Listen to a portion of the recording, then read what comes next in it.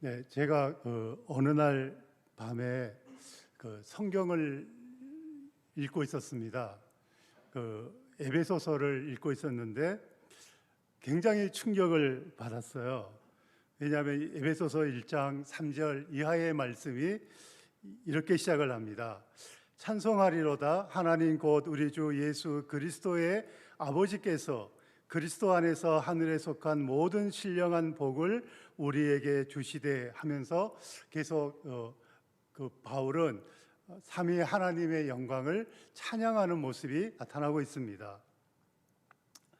그래서 이 에베소서의 이 말씀을 읽을 때 마치 망치로 제 머리를 이렇게 내리치듯이 저에게 충격을 준 말씀은 바로 찬송하리로다 하는 이 말씀이었어요. 지금 사도 바울은 그 하늘의 영광이 그 마음에 충만한 가운데 하나님을, 특별히 성삼위 하나님을 찬양을 하고 있습니다. 그뿐만 아니라 찬송하리로다 하는 말씀은 마치 대지진이 발생할 때 진앙지와 같았다면 그 이후에 나타나는 말씀들은 계속 되어지는 여진과 같이 제 마음에 충격을 주며 마치 쓰나미가 되어서 몰려오는 것이에요. 왜냐하면 사도 바울이 이 에베소서를 기록을 할 때 바울의 나이가 60세가 넘은 노년의 나이였다고 하는 겁니다. 젊은 나이가 아니에요. 그 당시에 60세면 진짜 굉장히 오래 산 나이지 않습니까? 하여튼 60세가 넘었어요. 그리고 이 바울은 죄수의 몸으로 지금 감옥에 갇혀 있습니다. 뿐만이 아니라 에베소서 6장 20절 말씀에 내가 쇠사슬에 매인 사신이 된 것은 라는 이 말씀에 비추어 보면 지금 사도 바울은 쇠사슬에 묶인 죄인의 모습으로 감옥에 있다고 하는 겁니다. 그뿐만 아니라 재판 결과에 따라 교수형에 처해질 수도 있는 죽음을 목전에 둔 그러한 상황이었어요. 그런데 사도 바울은 찬송하리로다 하면서 성부, 성자, 성령 삼위 하나님의 은혜에 감격하며 하나님을 찬송하고 있습니다. 뿐만이 아니라 바울은 주님과 하나님 나라를 위한 복음 전파에 대한 그 열정은 젊은 날과 지금 비교해 볼 때 전혀 달라지지 않았고 오히려 더 지금 불타고 있다고 하는 것입니다. 그 모습이 에베소서 6장 19절 20절에 이렇게 나와 있죠.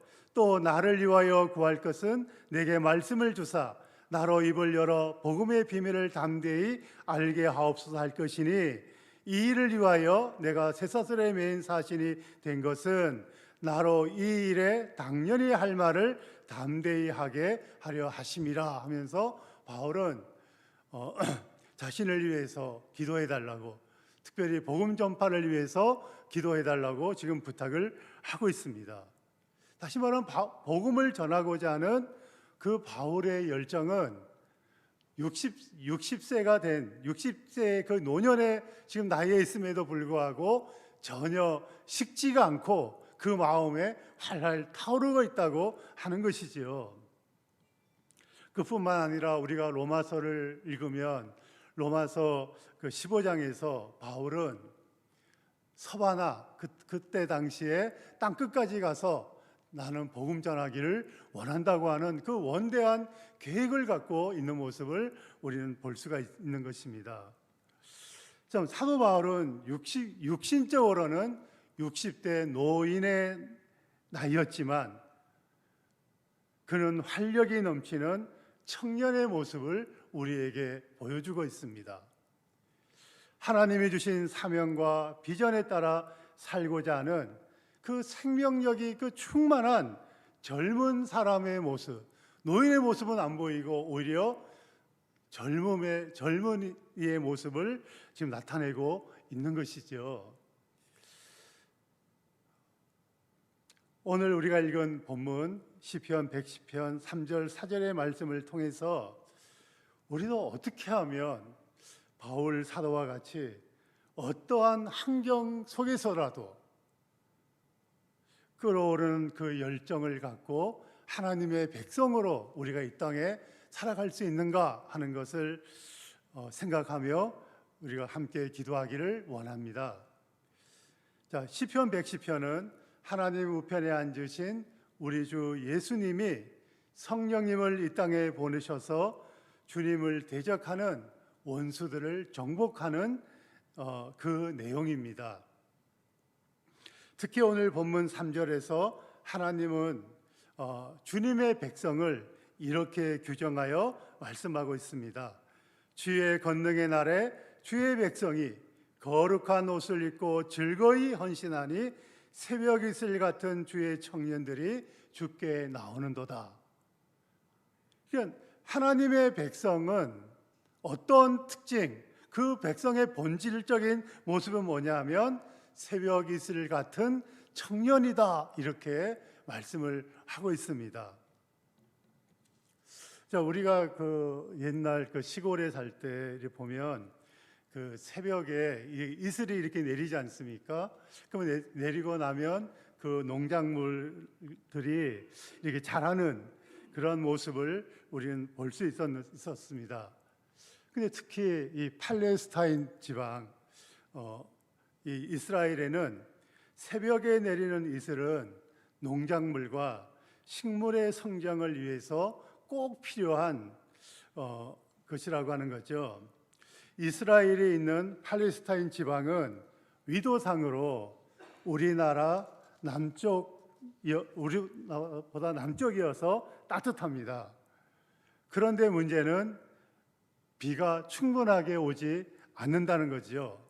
그리고 이스라엘은 계절이 우기와 건기로 나뉘어져 있습니다. 그래서 우기는 12월부터 2월, 그 다음에 2월까지인데 그때는 비가 조금 내려요. 그렇지만 건기 4월부터 10월, 굉장히 긴 시간이죠. 이때는 비가 한 방울도 내리지 않는다고 합니다. 그러면은 연간 강수량이 부족하겠죠. 그래서 팔레스타인에서는 이슬은 농경에 더없이 소중한 그 복이었으며 이슬이 없으면 곧 가뭄을 초래했습니다. 그래서 팔레스타인에서는 여름철에 그 건기 때는 그 지중해에서부터 따뜻한 수분을 머금은 그 바람이 이스라엘을 향해서 이렇게 불어옵니다. 그래서 지중해에서부터 이렇게 딱 불어오던 바람이 딱 막히는 데가 있는데 거기가 어디냐면 헐몬산이라고 하는 겁니다. 우리 한번 사진을 볼까요? 저게 헐몬산의 모습입니다. 그래서 저 해발이 2,814m면 우리나라 백두산보다 조금 높지요. 그래서 따뜻한 바람이 이렇게 불어오다가 저 헐몬산의 저 찬 공기와 이렇게 맞닥뜨리면 그것이 이제 이슬로 바뀌는 것이죠.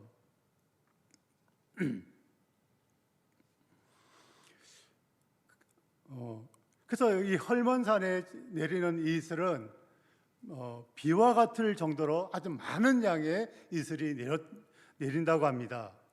그래서 시편 133편 3절에서는 이렇게 말씀합니다. 헐몬의 이슬이 시온의 산들에 내림 같도다. 그리고 모세는 또 신명기 33장 13절부터 16절에서 이스라엘 특별히 요셉 지파를 축복하는 가운데 이렇게 축복을 하고 있죠.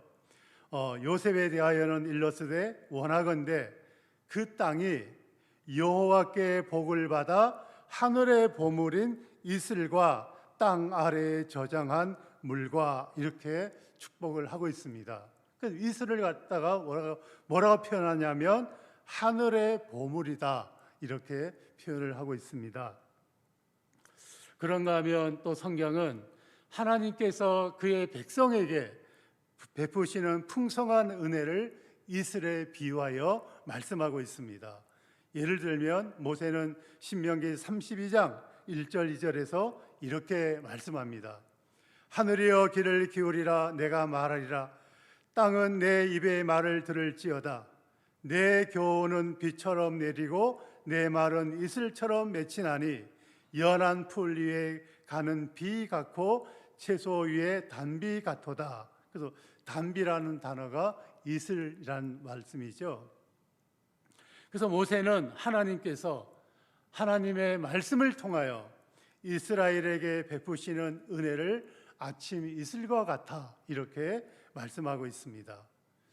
그런가 하면 또 성경은 호세아서 14장 5절에서 하나님 그분께서 이스라엘에게 베푸시는 풍성한 생명의 은혜에 대하여 이렇게 말씀합니다.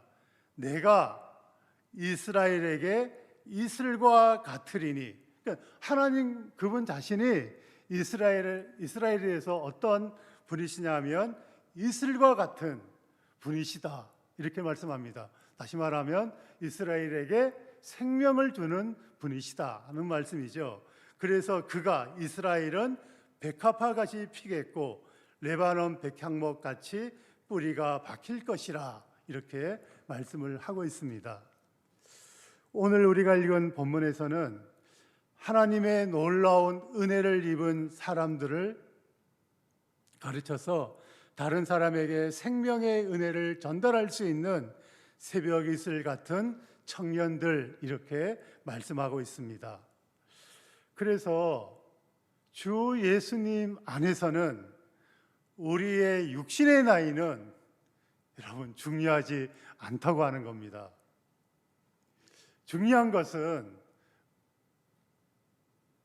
주 예수님께서 말씀과 성령으로 베푸시는 은혜 속에서 우리가 지금 살고 있는가, 은혜와 상관없이 내가 살고 있느냐, 이것이 중요한 것이지요.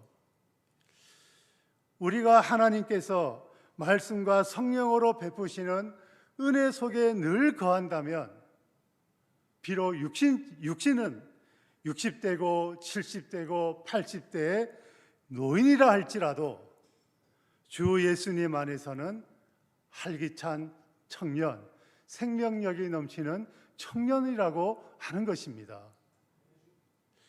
반대로 육신적으로는 나이가 20대고 30대의 젊은이에요.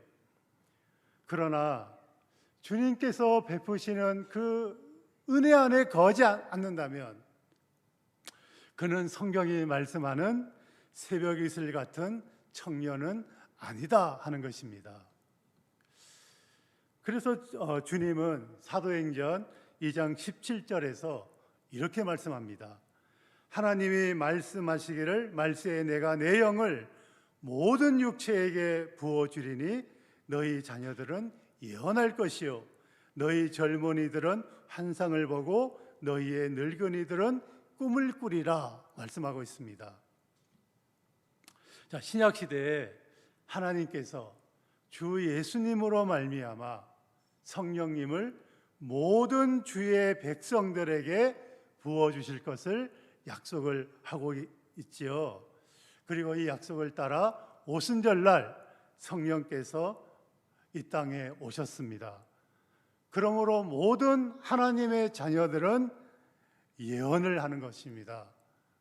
예언을 한다는 것은 어떤 것이냐면 바로 구약의 선지자들처럼 하나님의 말씀을 다른 사람들에게 전하고 가르치고 하는 그것을 예언이라고 하는 것이죠. 지난주에 우리 목사님께서 고린도전서 14장을 강의하시면서 예언에 대해서 말씀해 주셨잖아요. 그럼 우리 하나님의 자녀들은 그렇게 예언하는 사람이다라고 말씀을 하고 있습니다. 그리고 젊은이들은 환상을 보고 늙은이들은 꿈을 꾼다 이렇게 말씀을 하고 있죠.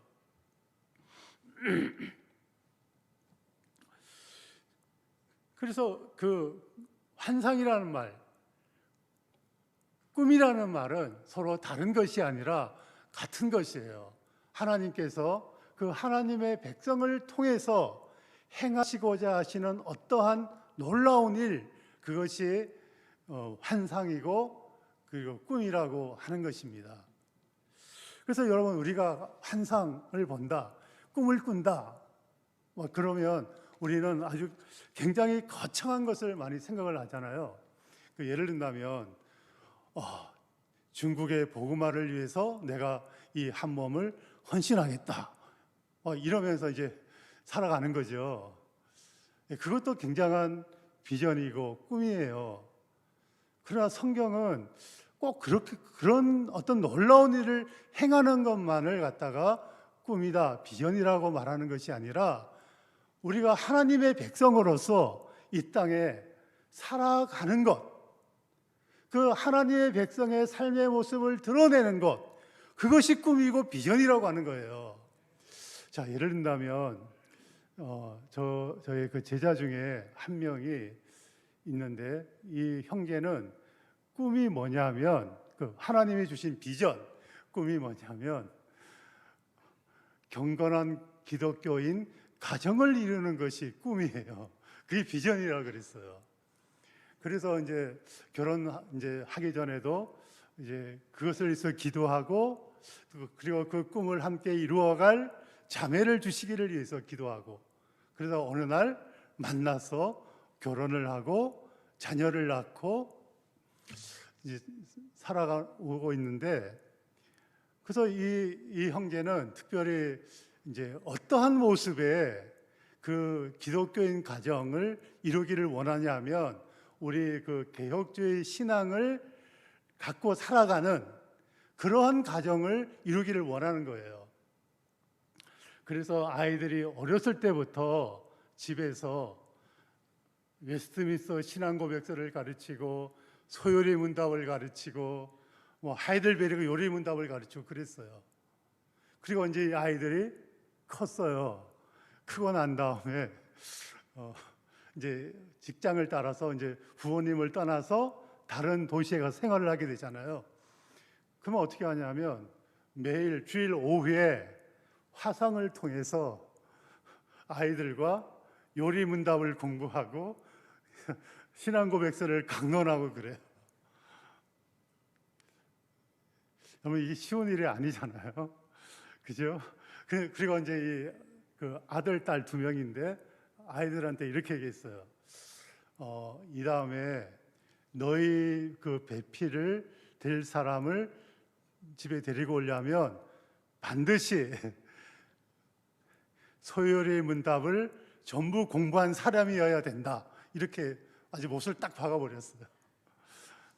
근데 이제 어느 날 이제 그 아들, 딸이 이제 배우자들을 만나게 된 거예요.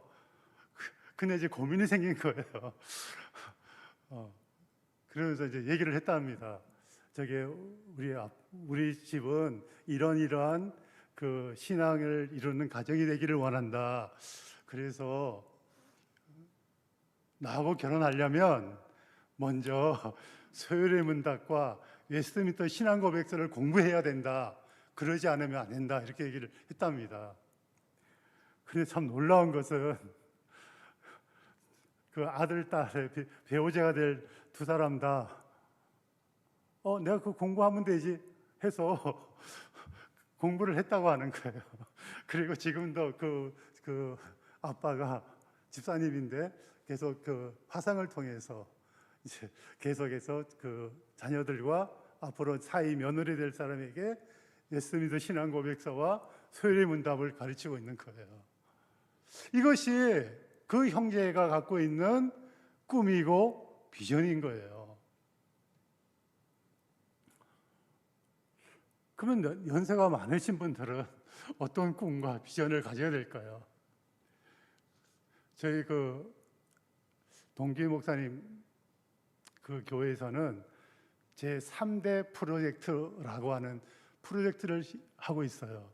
그게 뭐냐면 이제 아브라함, 이삭, 야곱 이 3대를 보면은 야곱 때에 와서 이 신앙의 그 가정이 이제 융성해지잖아요. 그죠? 12아들을 낳고 그 후에 12지파가 되고 한 민족을 이루고, 그래서 그 교회도 이제 노인 연세 많으신 분들이 많으니까 이렇게 했대요.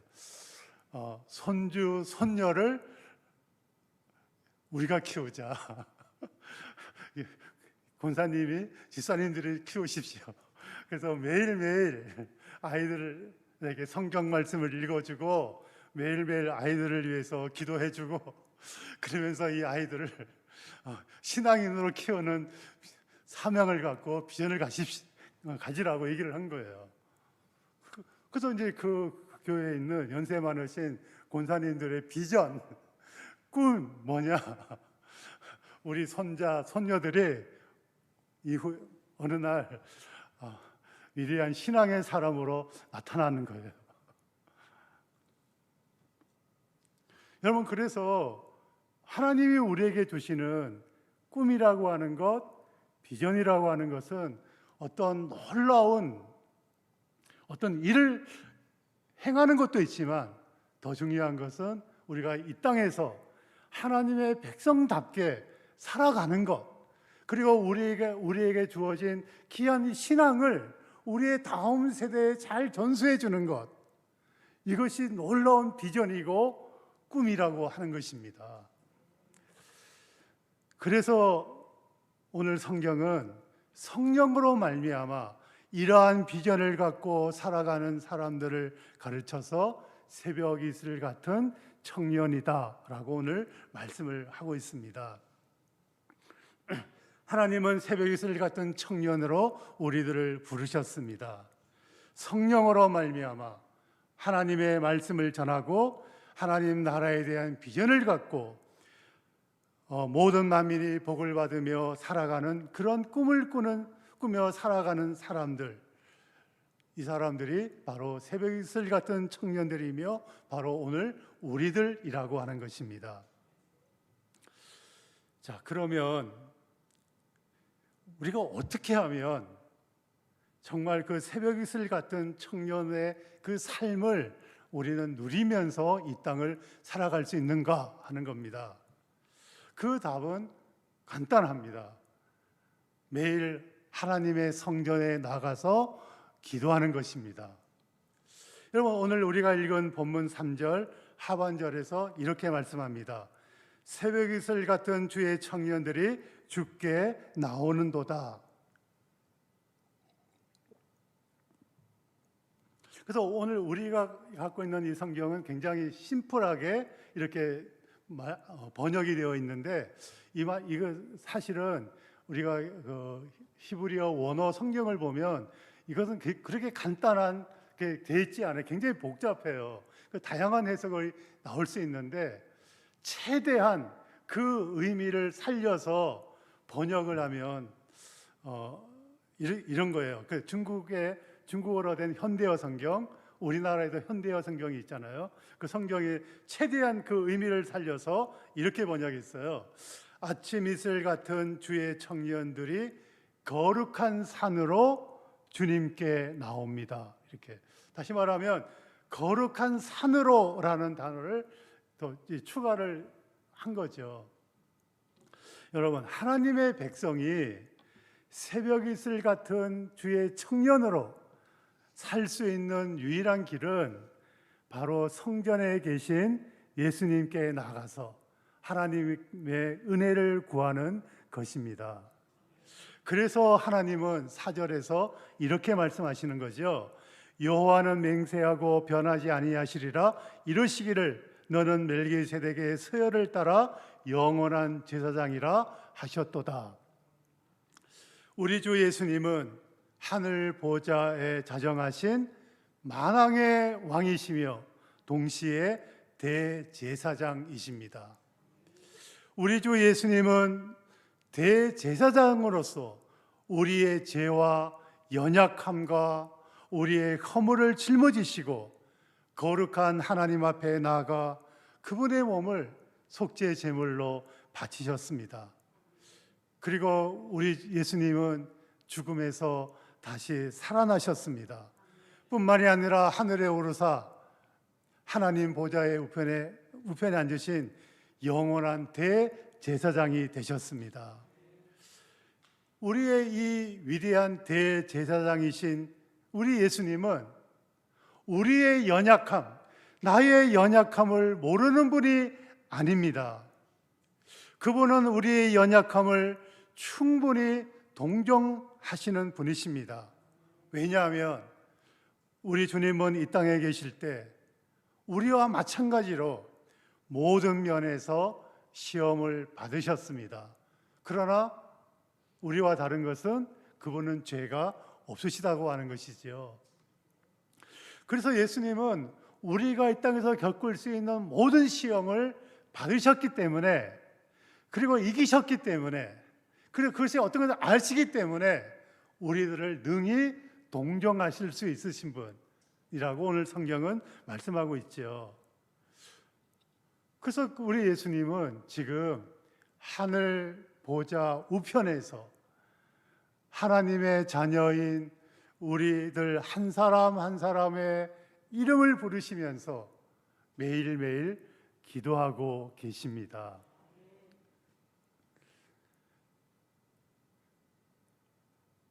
우리 주 예수님이 우리를 위해서 기도하신다 하는 말의 의미는, 예수님이 뭐 이렇게 하나님 아버지 이렇게 기도한다 이런 말이라기보다는 예수님이 우리에게 필요한 은혜들, 우리가 이 땅을 살아가면서 필요한 그 은혜들을 매일매일 우리에게 부어주신다 하는 그 말씀인 것이죠.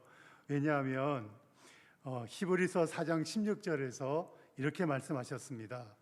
그러므로 우리는 긍휼하심을 받고 때를 따라 돕는 은혜를 얻기 위하여 은혜의 보좌 앞에 담대히 나아갈 것이니라, 이렇게 말씀을 하고 있습니다.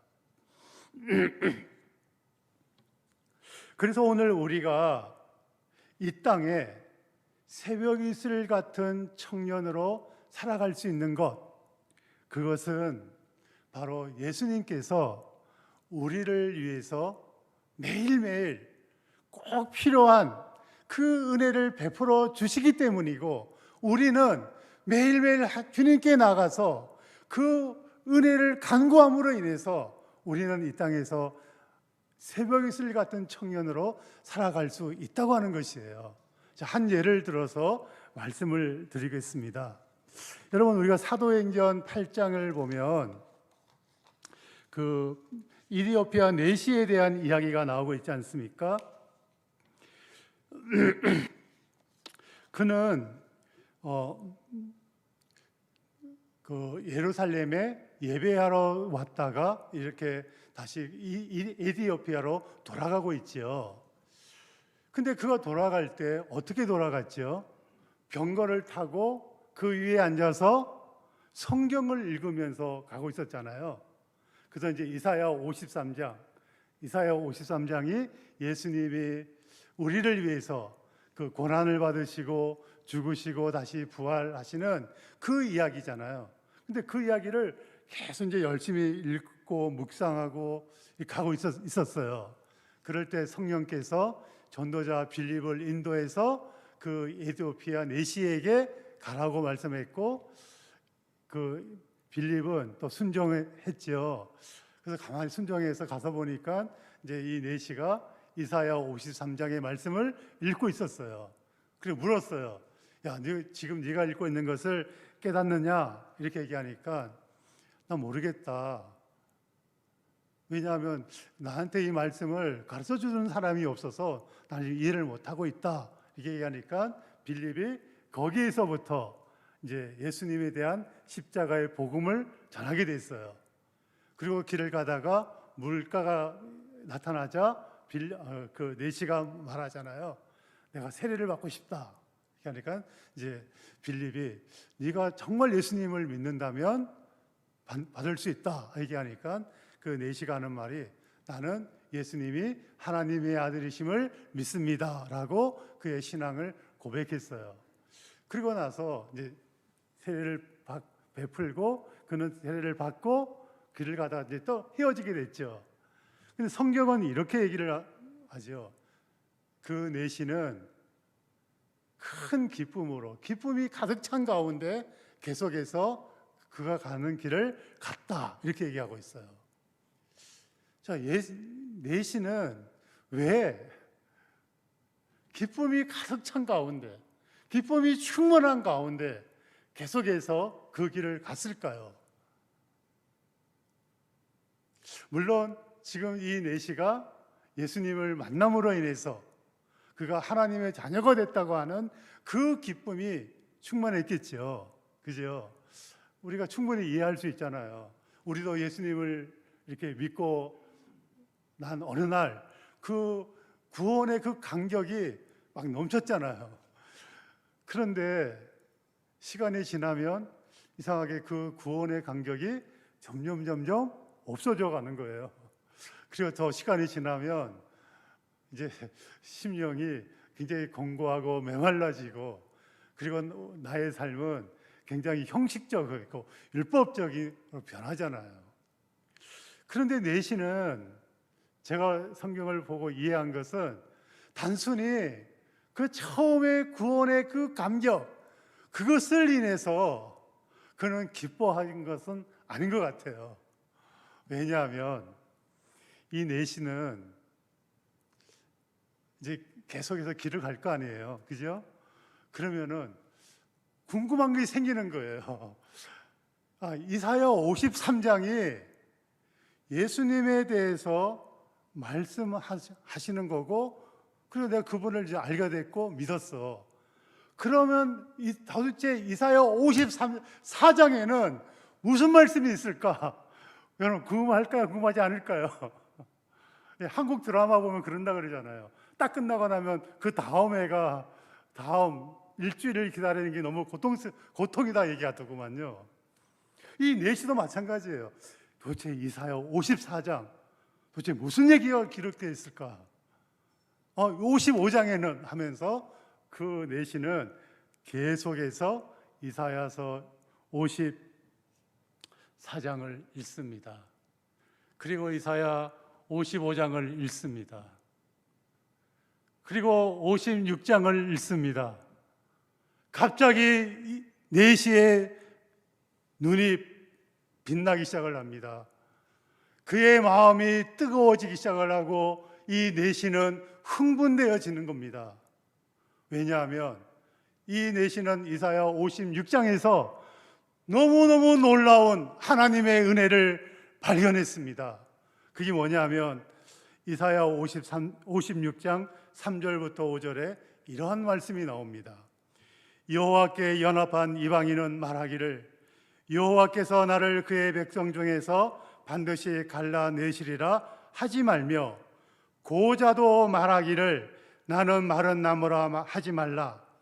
여호와께서 이같이 말씀하시기를 나의 안식일을 지키며 내가 기뻐하는 일을 선택하며 나의 언약을 굳게 잡는 고자들에게는 내가 내 집에서 내 성 안에서 아들이나 딸보다 나은 기념물과 이름을 그들에게 주며 영원한 이름을 주어 끊어지지 아니하게 할 것이며 그랬어요. 여기 그랬어요.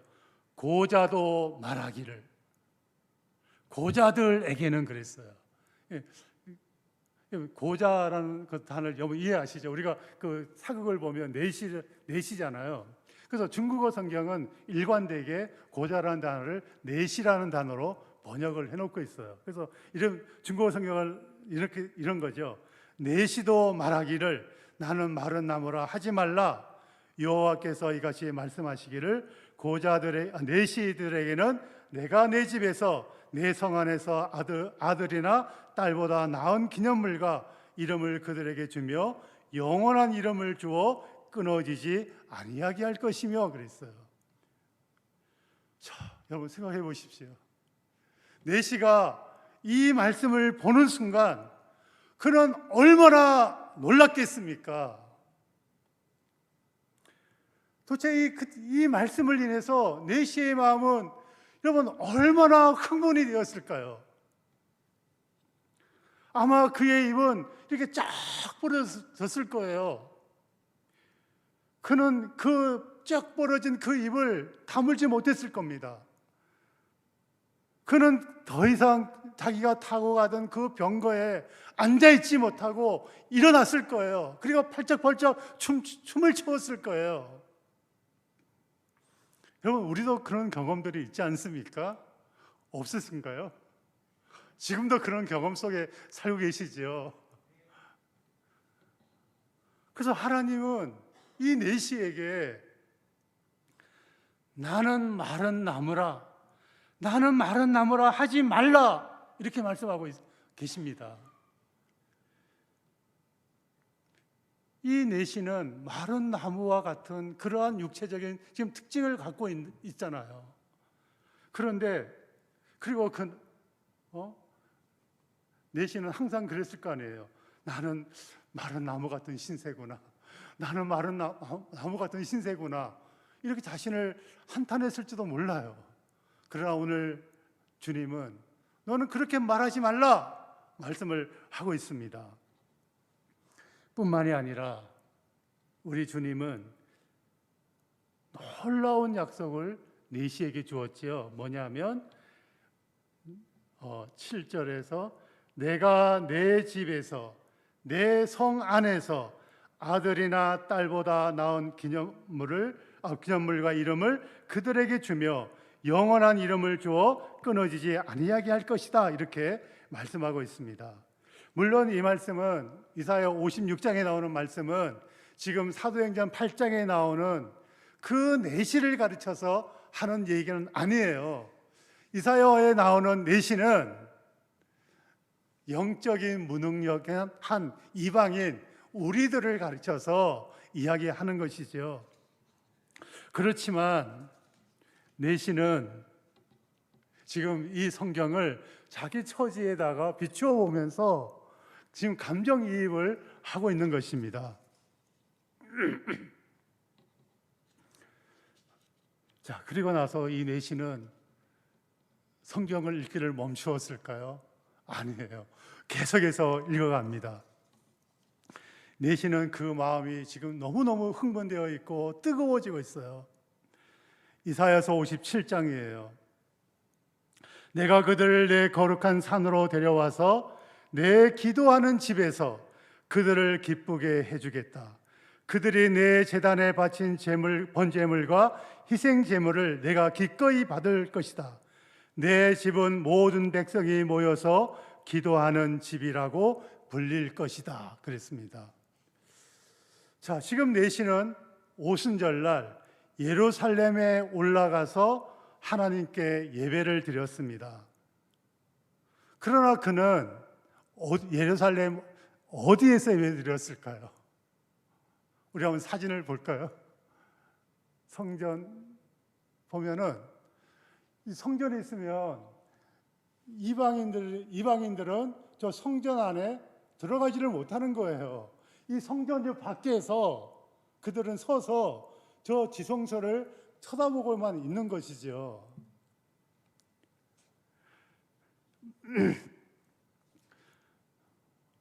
만약에 이방인이 저 성전 안에 들어갔다 그러면은 어떤 일이 발생하죠? 유대인들이 저 부정한 이방인이 거룩한 곳 성전을 더럽혔다 해서 죽이는 거예요. 그래서 이방인들은 절대로 저 성전에 들어갈 수가 없는 것이죠. 자, 유대인들은 성전 안에서 하나님께 가까이 나가 하나님께 예배드리고 기도했습니다. 그러나 저 내시는 성전 저 바깥들에 서서 하나님께 예배드린 거죠.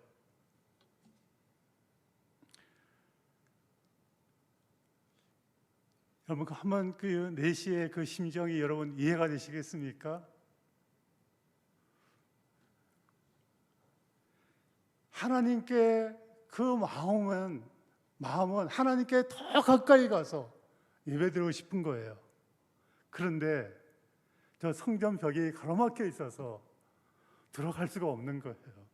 성전 저 밖에서 멀리 서서 하늘 저 지성소를 바라보고 하나님의 은혜를 구하고 하나님의 긍휼을 간구하였던 것입니다.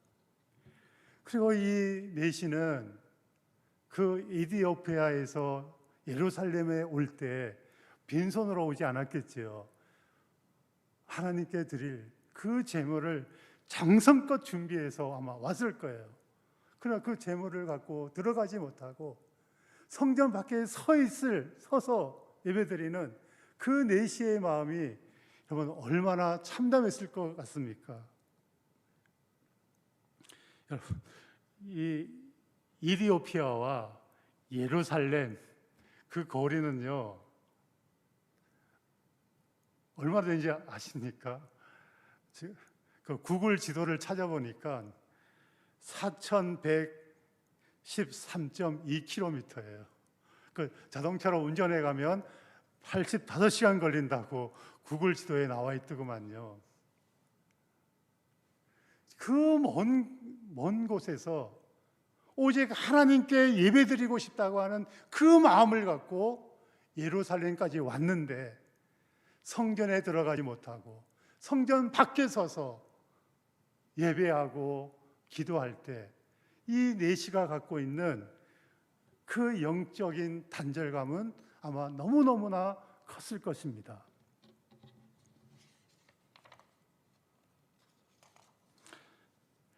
그러나 하나님은 이방인들을 향해서 이 내시를 향해서 이렇게 말씀하시죠. 내가 그들을 하나님의 거룩한 산으로 데려와서 하나님께서 이방인들을 내시를 하나님의 거룩한 산으로 직접 데려오겠다고 말씀하고 있죠.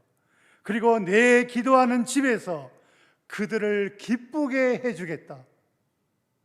그들이 내 제단에 바친 번제물과 희생제물을 내가 기꺼이 받을 것이다.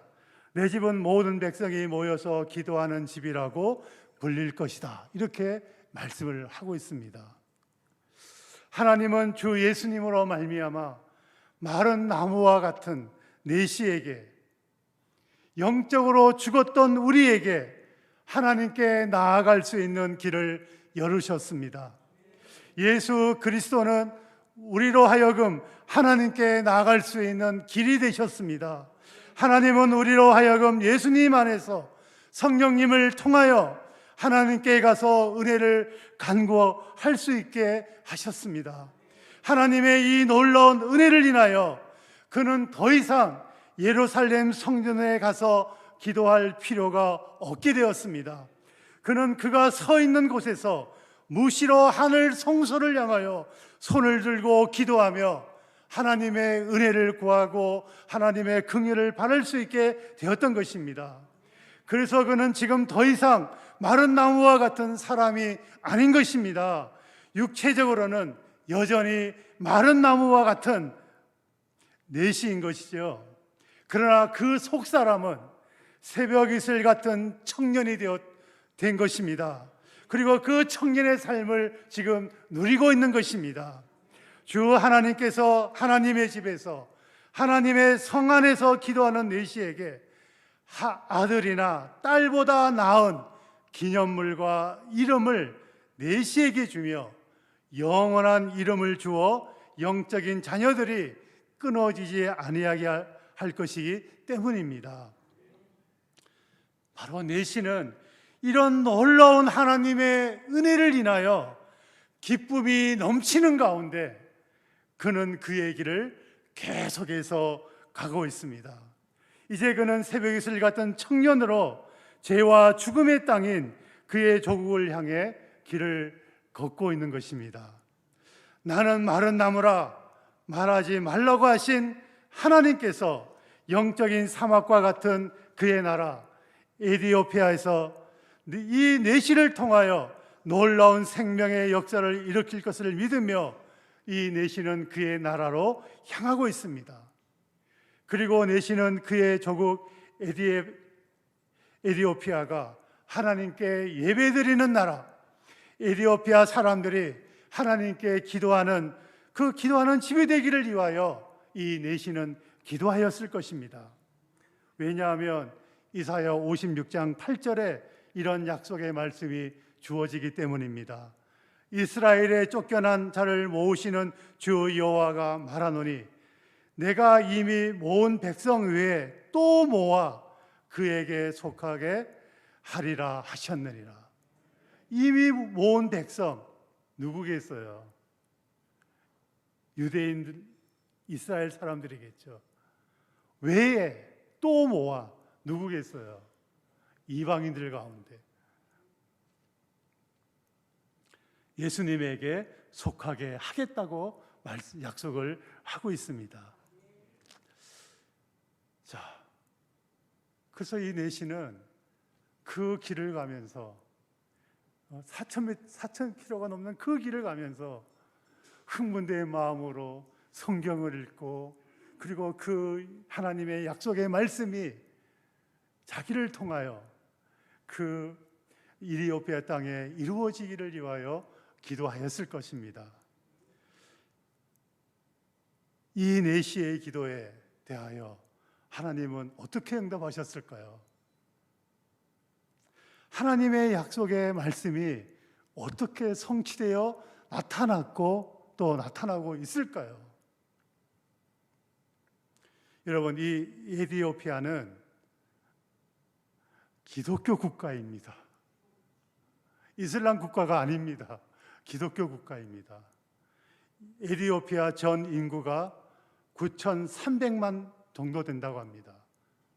이 중에 약 4,500만 명의 기독교인이 있다고 합니다. 그 절반 정도 되는 거죠. 그리고 그 에티오피아 정교의 그 홈페이지에 들어가서 보면 에티오피아 교회의 역사가 나오는데 에티오피아 정교회 시조가 바로 이 내시인 것입니다. 하나님께서 우리에게도 이 내시에게 베푸셨던 그 은혜를 베풀어 주시기를 원합니다. 정말 우리 모두가 이 내시와 같이 새벽 이슬 같은 청년이 되기를 원합니다. 하늘 보좌에 자정하신 우리 주 예수님에게 믿음으로 무시로 나아가 때를 따라 돕는 하나님의 은혜와 긍휼을 구하는 것이 바로 우리로 이 세상에서 새벽 이슬 같은 청년으로의 삶을 살게 하는 것입니다. 이 땅에 사는 동안 주 예수님의 십자가의 구속의 은혜로 말미암아 하나님께 나아가서 성령께서 하나님의 말씀을 통하여 주신 그 비전을 따라 기도하고 그 꿈을 이루기를 위하여 살아가는 새벽 이슬 같은 청년의 삶을 누리시기를 주님의 이름으로 축원합니다.